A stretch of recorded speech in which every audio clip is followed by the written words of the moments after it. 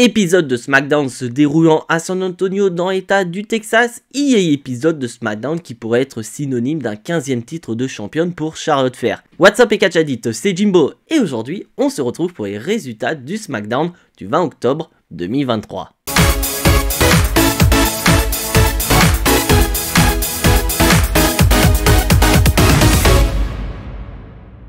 Et sans plus attendre les catch addicts, nous sommes accueillis par Poiman qui est déjà dans le ring et un Poiman qui est particulièrement content puisqu'il va nous rappeler que lors du dernier épisode de Raw, Cody Rhodes et Jey Uso ont perdu leur titre de champion de tag team au profit du Judgment Day. Donc à cause de cette perte de ceinture, Jey Uso et Cody Rhodes ne peuvent plus se balader du côté SmackDown, donc ça représente un problème en moins pour le chef tribal. Et en parlant de problème pour le chef tribal, Poiman va nous faire une annonce.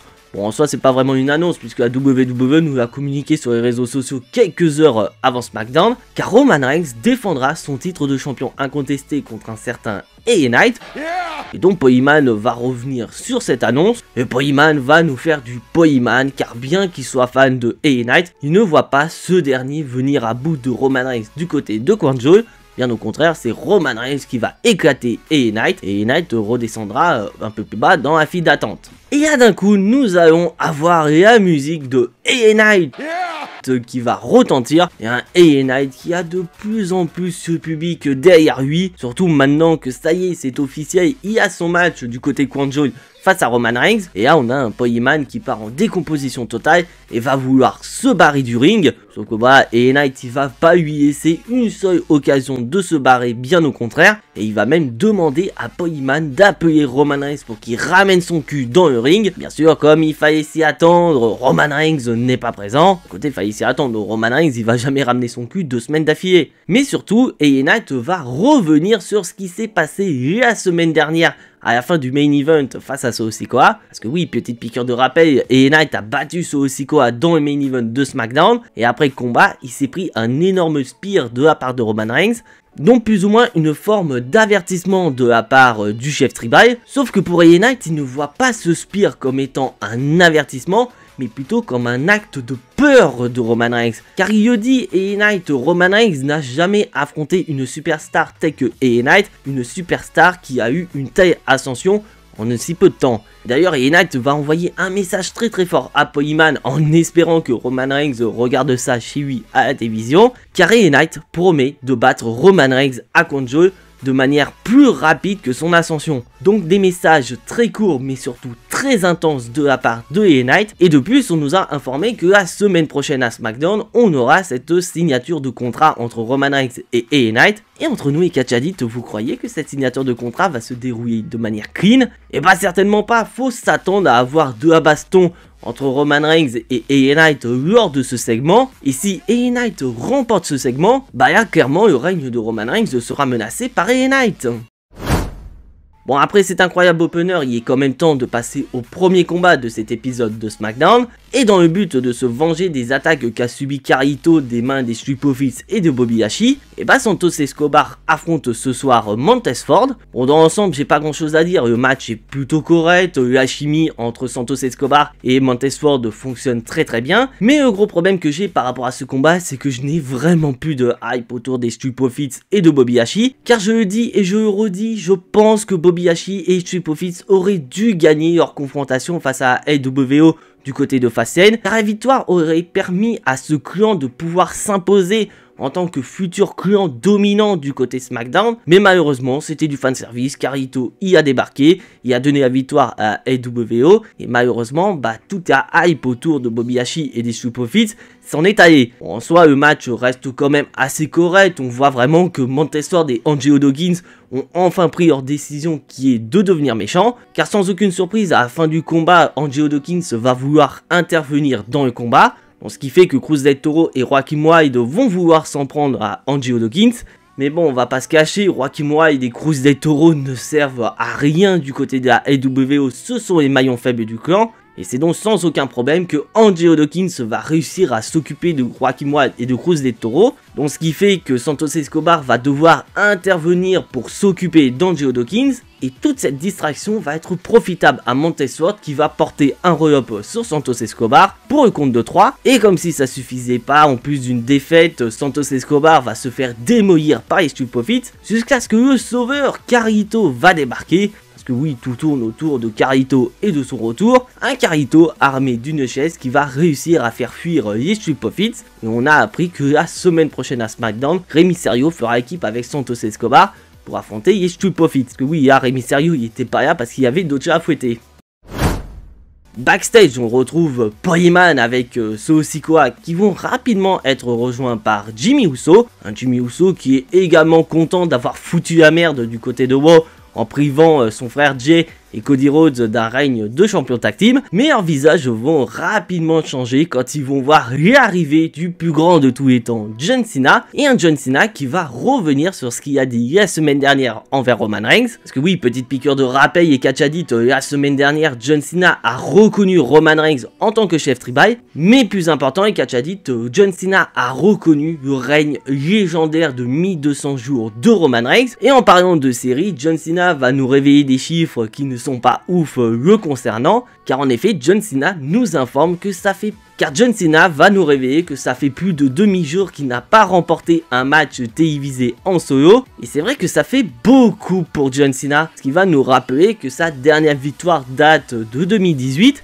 Donc après dites-moi dans les commentaires si je dis pas de conneries, mais je crois que sa dernière victoire c'était face à un certain AJ Styles, et qu'en plus AJ Styles était champion de la WWE à cette époque, et que si John Cena le battait, il intégrait un match de championnat du côté de Fastlane. Après dites-moi si j'ai tort ou pas, mais moi de mémoire je crois que c'était ça sa dernière victoire à John Cena. Et là John Cena est en train de se poser des questions et se demande surtout s'il serait pas temps pour lui de retirer les bottes et de prendre sa retraite. Et là le public de SmackDown est à fond derrière John Cena et va même scander You Still Got It, donc tu peux le faire. Donc tout ça va avoir pour but de galvaniser John Cena, et c'est un John Cena chaud comme un braise qui est prêt à défoncer le premier catcheur qui viendra le confronter. Mais pas de bol pour John Cena, car le catcheur qui va le confronter n'est nul autre que le bras armé de la Bloodline, Solo Sikoa. Et là, pas le temps de parler, ça va partir en grosse bagarre entre John Cena et Solo Sikoa. Et on va même avoir Jimmy Uso qui va se mêler à cette bagarre. Et malheureusement pour John Cena, étant en infériorité numérique, il va se faire défoncer jusqu'à ce qu'une personne vienne au secours de John Cena. Bon, spoiler alert, ce n'est pas LA Knight, c'est Jey Uso. Et oui, Jey Uso qui nous fait le même coup que Jimmy Uso à SummerSlam cette année. C'est-à-dire qu'il va arriver avec visage couvert et cagoule et va s'en prendre à Jimmy Uso. Et d'un côté, je peux entièrement comprendre la réaction de Jey Uso, car son frère lui a quand même coûté le titre de champion de tag team aux côtés de Cody Rhodes. Donc il veut se venger de son frère, sauf que le problème c'est que ça ne plaît pas aux responsables de SmackDown, et donc la sécurité va intervenir dans le but de séparer les deux frères. Bon, c'est un peu paradoxal parce que du côté de Raw, Jimmy Uso il a pu intervenir et se barrer sans aucun problème, alors que du côté SmackDown, c'est tout à fait l'inverse pour Jey Uso. Et tout ça va être profitable à John Cena qui va réussir à porter son attitude adjustment sur Solo Sikoa. Donc je pense qu'on est tous d'accord avec Catchadit, on va se diriger sur un match pour John Cena du côté de Control, et un match qui pourrait opposer John Cena à Solo Sikoa. Mais vous allez voir que le comportement de Jey Uso ne va pas rester indifférent, car après ça on va se retrouver dans les backstage avec Jey Uso, avec Nick Aldis et Adam Pearce qui sont les general managers pour rappel de Raw et de SmackDown. Et Nick Aldis n'apprécie pas trop le comportement de Jey Uso et va donc décider dans un premier temps de lui coller une amende de 10 000 $. Et Adam Pearce n'apprécie pas vraiment cette sanction envers Jey Uso, car il rappelle que Jimmy Uso, lui, n'a eu aucune sanction de la part de Nick Aldis. Nick Aldis, il dit, mais moi j'en ai rien à foutre, c'était à Raw, donc c'est à toi de gérer Raw, frère. Et Nick Aldis va ordonner à la sécurité d'escorter Jey Uso en dehors de l'arène, mais également Adam Pearce. Donc une décision qui ne va pas du tout plaire à Adam Pearce, et Adam Pearce va donc déclarer la guerre à Nick Aldis. Oh putain, à ce moment-là, je me suis dit, ça y est, ils sont en train de nous hyper comme pas possible et Survivor Series avec le retour de cette guerre légendaire Raw contre SmackDown. Parce que là, qu'on le veuille ou non, ça y est, c'est enclenché. On va avoir cette fameuse guerre entre Raw et SmackDown avec deux general managers avec deux styles particuliers pour diriger leur roster. Franchement, j'attends ça avec impatience. Car certes, Kwanjo, c'est dans très peu de temps, mais lors du mois de novembre, on a quand même mis Survivor Series. Donc, faut quand même nous hyper pay-per-view. Bon, après ça, les Catch Addicts, il est quand même temps de retourner dans le ring avec Logan Paul. Un Logan Paul qui a eu son retour annoncé du côté de Raw et de SmackDown, mais surtout un Logan Paul qui va revenir sur ce qu'il a fait il y a de ça quelques temps. Parce que petit piqûre de rappel, Logan Paul a remporté un match de boxe, et comme si ça suffisait pas, en plus de sa victoire, Logan Paul a défié le champion des États-Unis Rey Mysterio pour un match. Donc Logan Paul, il veut une réponse de Rey Mysterio par rapport à ce défi, et un Logan Paul qui va surtout nous donner une petite dose de nostalgie, car il va nous rappeler que son premier match de catch à WWE était justement contre Rey Mysterio. Et c'est vrai, c'était un match tag team où il faisait équipe avec The Miz, avec Rey Mysterio et Dominic Mysterio. Et justement, Logan Paul nous rappelle qu'à cette époque, Dominic Mysterio était toujours le fils de Rey Mysterio, Roman Reigns défendait son titre tout le temps, et qu'un certain LA Knight n'avait pas de boulot. Donc voilà, c'était des petites piques à droite à gauche, mais Logan Paul reste quand même sérieux et demande à Rey Mysterio de ramener ses fesses dans le ring. Donc Rey Mysterio va arriver et Rey Mysterio va comparer Logan Paul à son fils en disant clairement que Logan Paul a un talent incroyable dans le ring, il est rempli de passion, il a une carrière incroyable devant lui, mais c'est avant tout une grande gueule. Donc pour Rey Mysterio, Logan Paul a besoin de se faire humilier et par-dessus marcher se faire botter cul. Donc Rey Mysterio va accepter le défi de Logan Paul. Logan Paul va lui souhaiter bonne chance et va lui faire une poignée de main. Et c'est donc officiel, Catch Addict, du côté de Kwanjo, on aura Rey Mysterio contre Logan Paul pour le titre de champion des États-Unis. Et je pense qu'on est tous d'accord, le match, on sait très bien qui va gagner, ça va être Logan Paul qui va remporter le titre des champions des États-Unis et ainsi son premier titre de champion à la WWE. D'un côté, je suis assez curieux de voir un Logan Paul champion des États-Unis. Qu'on veuille le détester ou pas, Logan Paul reste quand même un excellent catcheur et on voit qu'il commence petit à petit à s'améliorer au micro, donc tout ce qu'il faut pour qu'il soit un champion des États-Unis détesté et surtout qu'on pourrait avoir des matchs assez intéressants concernant Logan Paul et le titre de champion des États-Unis, des confrontations pourquoi pas contre Austin Theory ou encore Grayson Waller.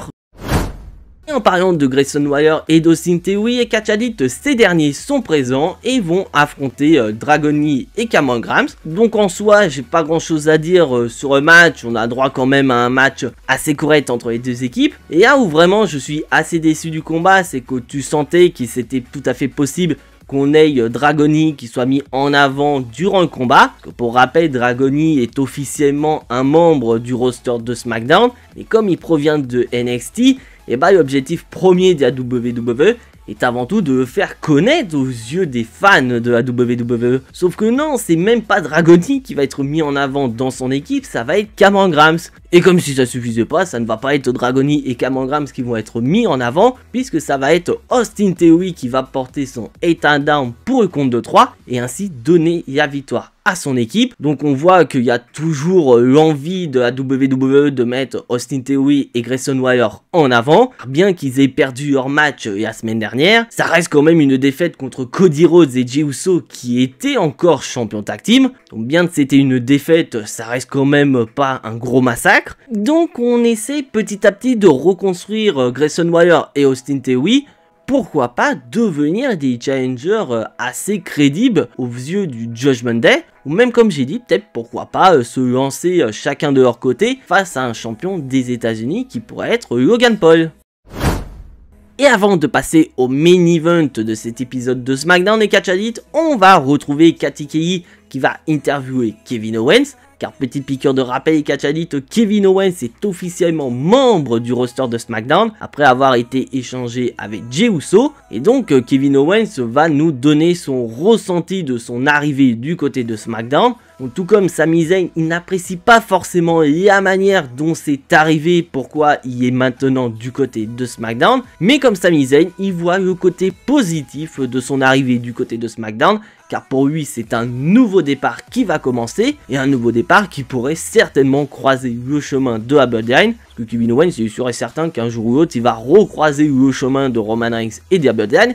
Mais le plus important pour Kevin Owens, c'est qu'il a la possibilité d'avoir des rivalités contre des catcheurs qu'il n'a jamais affrontés dans le passé, notamment un certain Rey Mysterio. Et franchement, je serais très curieux de voir cette rivalité entre Kevin Owens et Rey Mysterio, ça peut être passionnant. Donc tout comme Sami Zayn qui va démarrer un run en solo du côté de Raw, et bah je suis assez curieux de voir ce nouveau run en solo du côté de Kevin Owens à SmackDown. Donc n'hésitez pas à me dire les catch addicts dans les commentaires quel catcheur verriez-vous affronter Kevin Owens comme première rivalité du côté de SmackDown.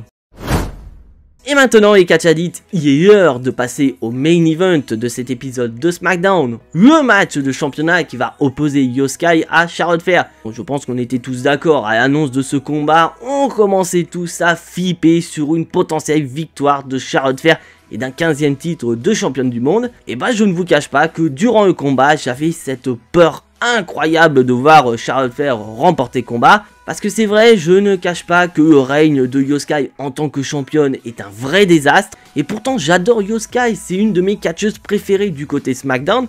Mais malheureusement, son règne est facilement oubliable. Il n'y a rien, il n'y a aucune construction, il n'y a aucune storyline autour de la championne. Donc déjà, tu as cette crainte de voir Io Sky perdre son titre de championne, mais surtout qu'il y a le rat d'une certaine Jade Cargill qui pourrait débarquer du côté de SmackDown.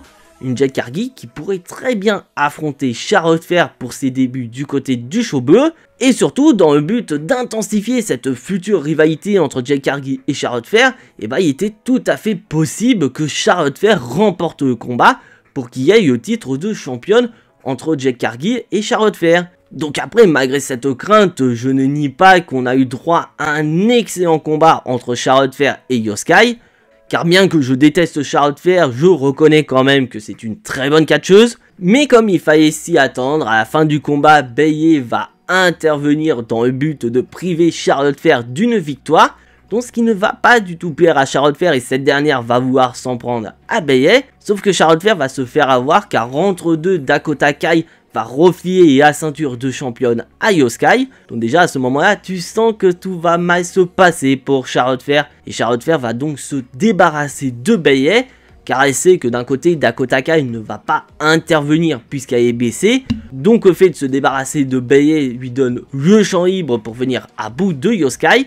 Et Charlotte Flair va donc remonter dans le ring et se préparer pour un spear. Et au moment où elle va porter son spear, elle va littéralement atterrir la tête la première sur la ceinture. Parce que Io Sky a plus ou moins utilisé son titre de championne comme un gilet anti-spear contre Charlotte Flair. Et donc c'est une Charlotte Flair sodée qui va se prendre le tombé pour le compte de 3. Et donc grâce à cette manigance, Io Sky remporte le combat et conserve ainsi son titre de championne. Et d'un côté j'étais content parce que je ne voulais pas voir Charlotte Flair remporter son 15e titre de championne au détriment de Io Sky. Mais l'après-match va me rester sans voix, parce qu'après le combat, Damage Control va continuer à s'en prendre à Charlotte Flair, et une personne va arriver à la rescousse de Charlotte Flair. Bon, spoiler alert, ce n'est pas Jade Cargill, c'est Bianca Belair qui fait son retour après 2 mois d'absence, et une Bianca Belair qui était sujet à beaucoup d'interrogations, car on se demandait si Bianca Belair n'allait pas rejoindre le clan formé par les Street Profits et Bobby Lashley et ainsi concrétiser un e-turn. Bah, apparemment ce n'est pas le cas, puisque Bianca Belair va arriver à la rescousse de Charlotte Flair et va vouloir dans un premier temps porter son KOD sur Io Sky, mais elle ne va pas réussir à le porter sur Io Sky, mais elle va quand même réussir à porter son KOD sur Bayley. Et donc grâce à ça, Bianca Belair réussit à faire prendre la retraite à Damage Control, et tu sens qu'il y a possiblement une alliance entre Charlotte Flair et Bianca Belair pour faire face à Damage Control. On repart sur le même scénario qu'on a depuis pas mal de temps. Encore Bianca Belair face à Damage Control. Il n'y a vraiment pas de construction dans ce roster féminin. Dingue. Et c'est donc sur le retour de Bianca Belair que se termine cet épisode de SmackDown. un épisode de SmackDown que je trouve assez moyen dans l'ensemble, car bien qu'on ait eu de super promos avec Logan Paul ou encore LA Knight, et ben je trouve qu'on n'a pas grand chose à se mettre sous la dent. Bon, à part ça, j'attends avec impatience la semaine prochaine avec la signature de contrat entre Roman Reigns et LA Knight, car on sait très bien que les signatures de contrat ne se terminent pas de manière très clean à WWE, donc on va se retrouver avec une bagarre entre LA Knight et Roman Reigns. Donc je suis impatient de voir ça. Donc si jamais vous appréciez ce que je fais, n'hésitez absolument pas à lâcher votre plus gros pouce bleu qui fait plaisir à la chaîne. Et pour le recensement sur YouTube, ça fait plaisir. Si bien sûr avec Catch Addict vous n'êtes pas encore abonné sur cette chaîne YouTube, vous savez ce qu'il vous reste à faire après avoir vu cette vidéo, c'est de cliquer sur le bouton abonner, c'est entièrement gratuit et ça soutiendra la chaîne. Et je vous invite également à cliquer sur la petite cloche pour être notifié des prochaines vidéos qui arriveront prochainement sur la chaîne. Car en effet, je vous prépare une petite vidéo assez personnelle concernant un certain LA Knight. Donc le fait de cliquer sur la petite cloche vous permettra d'être notifié de la sortie de cette vidéo sur la chaîne. Donc je vous dis, cette vidéo sortira soit demain ou lundi, ça dépendra de mon emploi du temps. Mais en attendant, soyez tous très fiers d'être des Catch Addicts. C'était Jimbo et à la prochaine.